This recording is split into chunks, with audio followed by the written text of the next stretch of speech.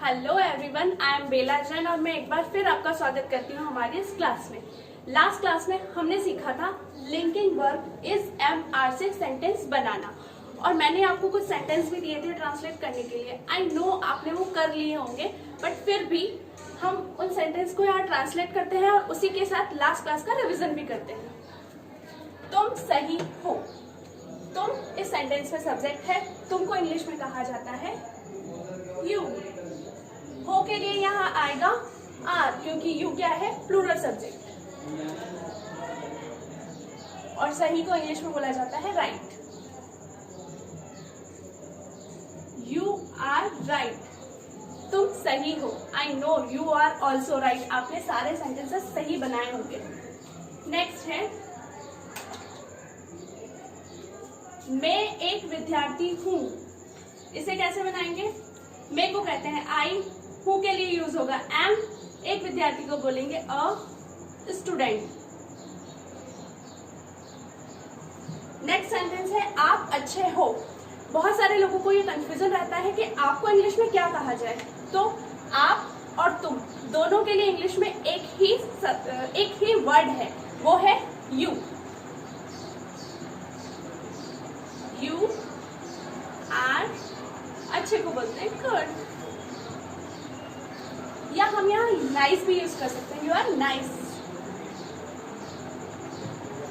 Next है राधा और रीना मेहनती है। इस सेंटेंस में सब्जेक्ट है राधा एंड रीना।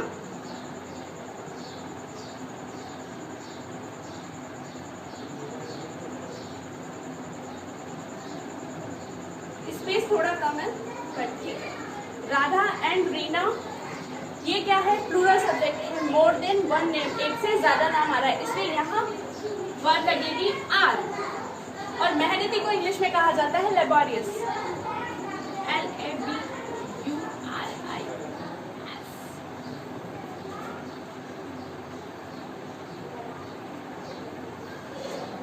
नेक्स्ट है वह लंबा है। वह के लिए लिखेंगे ही, है के लिए लिखेंगे इज, और लंबे को लिखेंगे टॉल। आइए अब हम देखते हैं हिंदी के कुछ नए सेंटेंस कि उन्हें इंग्लिश में कैसे ट्रांसलेट किया जा सकता है।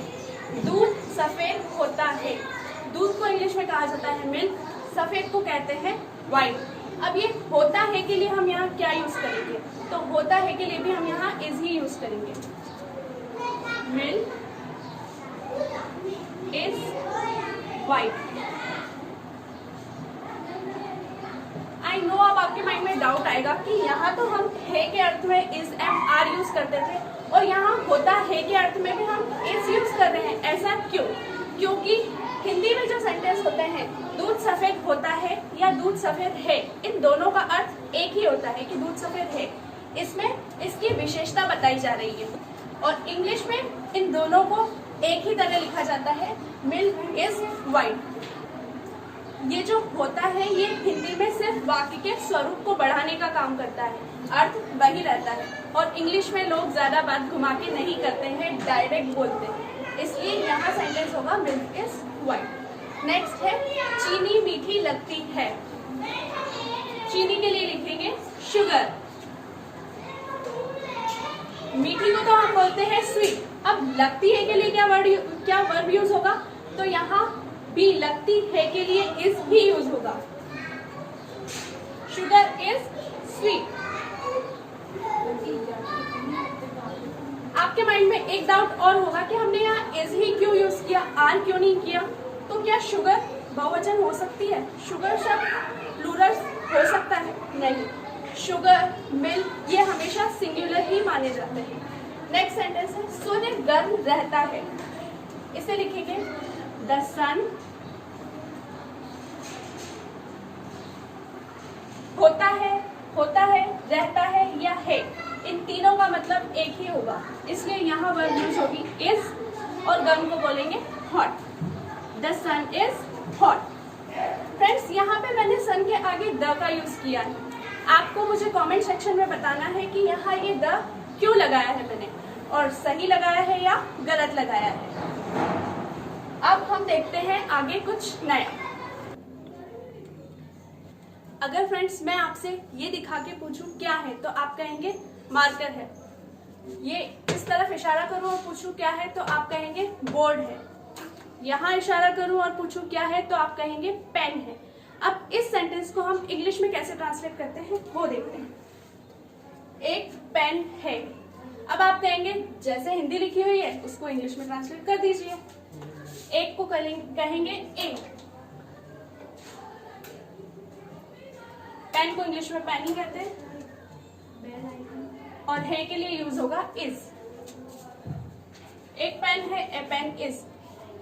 लेकिन ये सेंटेंस ग्रामेटिकली कंप्लीटली रॉन्ग है, क्योंकि हमने सब्जेक्ट वाली क्लास में सीखा था, स्ट्रक्चर ऑफ सब्जेक्ट वाली क्लास में सीखा था कि सब्जेक्ट के जस्ट बाद वर्ब आती है और वर्ब के जस्ट पहले सब्जेक्ट आता है। क्या इस सेंटेंस में एक पेन सब्जेक्ट है? सब्जेक्ट वो होता है जो सेंटेंस में कोई काम करता है या फिर जिसके बारे में कुछ बताया जाता है। अब यहाँ ये पेन कुछ काम तो नहीं कर रहा है, आ रहा जा रहा चल रहा फिर रहा, ऐसा कुछ नहीं कर रहा है। और यहाँ पेन के बारे में कोई विशेषता बताई भी नहीं गई है कि ये लाल है, काला है, नीला है, तो फिर ये तो इस सेंटेंस का सब्जेक्ट नहीं हो सकता। बिना सब्जेक्ट के हम सेंटेंस बना नहीं सकते। यहाँ इस सेंटेंस में सब्जेक्ट की जगह खाली है, उसे हमें भरना पड़ेगा। कैसे? एम्प्टी सब्जेक्ट लगाकर, या इंट्रोडक्टरी, किसी सब्जेक्ट का हमको इंट्रोडक्शन देना पड़ेगा, वो होगा introductory subject. That is there. There ये हो गया हमारा सब्जेक्ट। वर्ब के लिए लिखेंगे यहाँ पे है को इंग्लिश में लिखेंगे इज, और एक pen a pen. Friends, it is correct sentence. अब यहाँ पे हमने इज ही क्यों लगाया है के लिए? क्योंकि एक पेन है, ये एक सिंगुलर वर्ड है और सिंगुलर वर्ड के साथ हमेशा वर्ब आती है सिंगुलर वाली, दैट इज। नेक्स्ट सेंटेंस देखते हैं। 4 कमरे हैं। 4 कमरे हैं। अब यहाँ सब्जेक्ट क्या है? ना तो यहाँ पे कोई काम कर रहा है, ना ही किसी के बारे में बताया जा रहा है, या तो सिर्फ एग्जिस्टेंस बता रहे हैं कि 4 कमरे हैं। तो इसे कैसे ट्रांसलेट करेंगे? यहाँ भी हम यूज करेंगे हमारा empty subject which is there. There. अब 4 कमरे होते हैं एक से ज्यादा, और जब भी एक से ज्यादा बोला जाता है तो उसके लिए वर्ब यूज होती है आर। There are 4। अब यहाँ 4 है तो रूम में लगेगा s. There are 4 rooms. Next sentence है नदी में पानी है। इस सेंटेंस में भी ना तो कोई कर्ता काम कर रहा है और ना ही कोई ऐसा शब्द है जिसके बारे में, जिसकी विशेषता बताई जा रही है या जिसके बारे में बताया जा रहा है। तो इस सेंटेंस में भी हम एम्प्टी सब्जेक्ट को यूज करेंगे। दैट इज देयर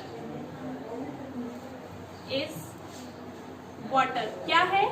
वाटर, पानी है। कहाँ है? There is water. क्या है? पानी है। कहाँ है? In the river. जैसे हमारा इंट्रोडक्टरी सब्जेक्ट देयर है, उसी तरह एक और इंट्रोडक्टरी सब्जेक्ट है, वो है इट। अब इसका यूज कहाँ किया जाता है? इसका यूज किया जाता है समय या मौसम के बारे में बताने के लिए। जैसे हम बोलते हैं शाम का समय है, अभी शाम का समय है, या फिर शाम है। जब कोई आपसे पूछे क्या है तो अपन कहते हैं शाम है। तो इसको इंग्लिश में कैसे लिखेंगे? इट, यहाँ सब्जेक्ट आएगा empty subject, it is evening. Evening को क्या मानते हैं? सिंगुलर वर्ड, इसलिए यहाँ वर्ब आएगी इज। नेक्स्ट है रविवार का दिन है या रविवार है। इसे लिखेंगे इट इज संडे। संडे क्या है, एक ही दिन है, इसलिए यहाँ आएगा इज। नेक्स्ट है बहुत गर्मी है। ये सेंटेंस तो हम मोस्टली यूज करते हैं। इसे कैसे लिखते हैं? अब बहुत गर्मी है को आप मुझे बोलेंगे ऐसे लिख देते हैं, बहुत को बोलेंगे वेरी, गर्मी हॉट, और इज है के लिए लिख देंगे इज। वेरी हॉट इज, ये सेंटेंस रॉन्ग है। तो राइट सेंटेंस क्या होगा? इट इज वेरी हॉट, ये है राइट सेंटेंस। मैं इसे रिमूव नहीं कर रही हूं ताकि जब भी आप ये सेंटेंसेस पढ़ें या इनकी प्रैक्टिस करें तो आपको याद रहे कि हमें ये गलती नहीं करनी है। नेक्स्ट है सन 2020 है। हम पूछते हैं सन कौन सा चल रहा है, कोई भी जवाब देगा सन 2020। तो इसे कैसे लिखते हैं? क्योंकि ये भी समय है इसलिए यहाँ यूज होगा इट इज 2020।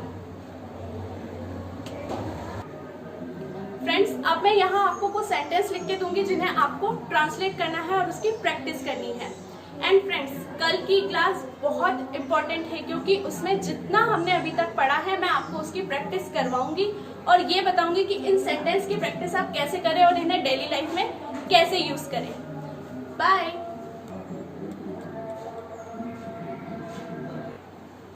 फ्रेंड्स, ये सेंटेंस आपको ट्रांसलेट करने हैं। Okay, bye bye.